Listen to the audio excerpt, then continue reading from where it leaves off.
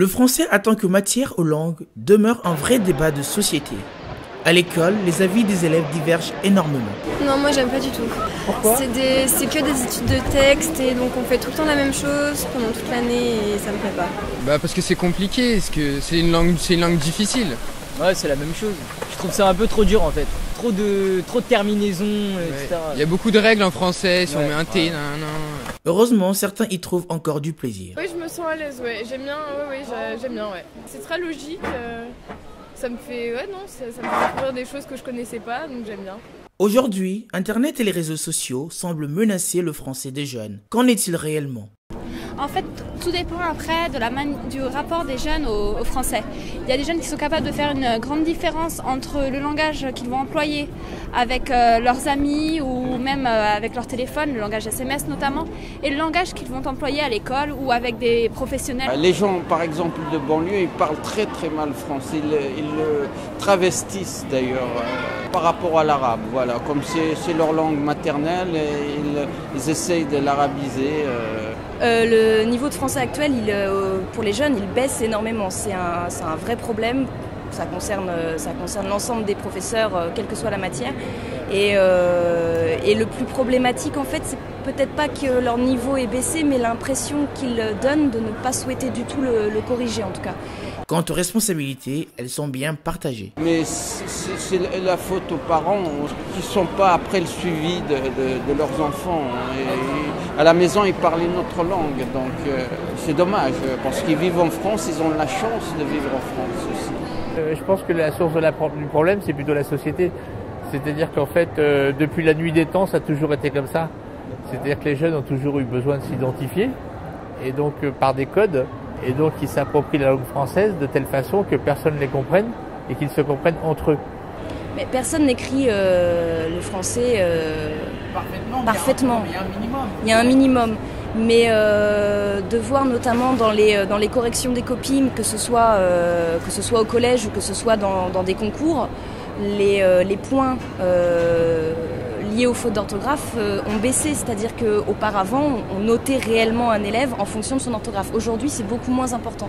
Je pense que ça contribue pas à l'apprentissage d'un français correct. Que répondre aux personnes qui pensent que ces jeunes se sentent rejetés par la société ? C'est-à-dire qu'ils se sentent rejetés par la société, mais ils ne sont pas rejetés par la société. C'est-à-dire que la différence est entre ce qu'ils sentent et ce qui est vrai.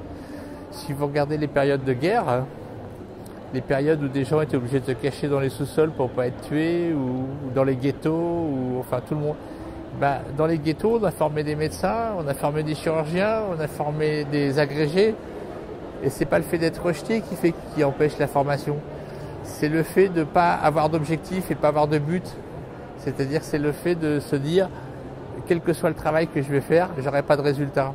Mais on ne peut pas parler de fatalisme puisqu'il y a des solutions.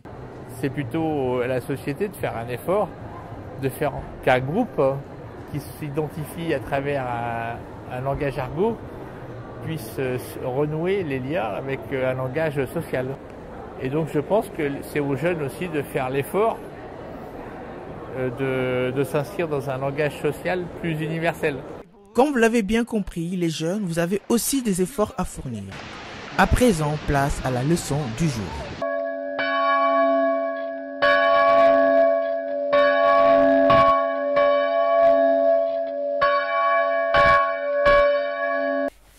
Bonjour et bonsoir au très cher public de Parlons François. Pour ce 4e épisode, je vais condenser mes explications sur les confusions que nous faisons sur certains mots.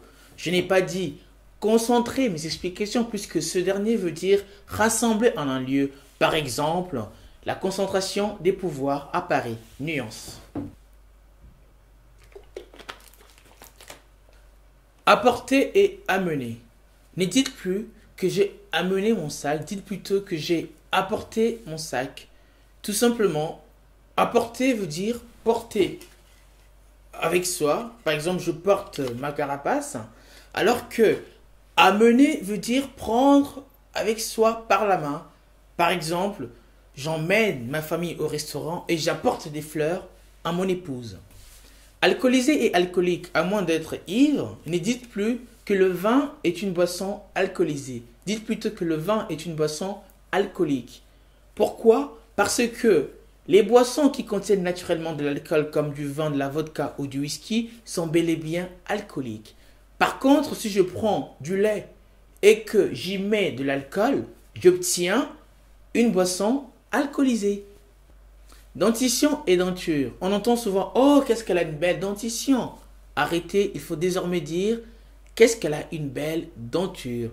Tout simplement parce que la dentition désigne l'apparition ou la formation des dents, alors que denture désigne l'ensemble des dents. De la même manière, on n'emploiera jamais musculation pour musculature. Passagers et voyageurs. Ne dites plus que ce train transporte des passagers, mais dites plutôt que ce train transporte des voyageurs. Pourquoi? Parce que les voyageurs sont des personnes qui usent d'un véhicule de transport public, par exemple les métros, les bus, les trains.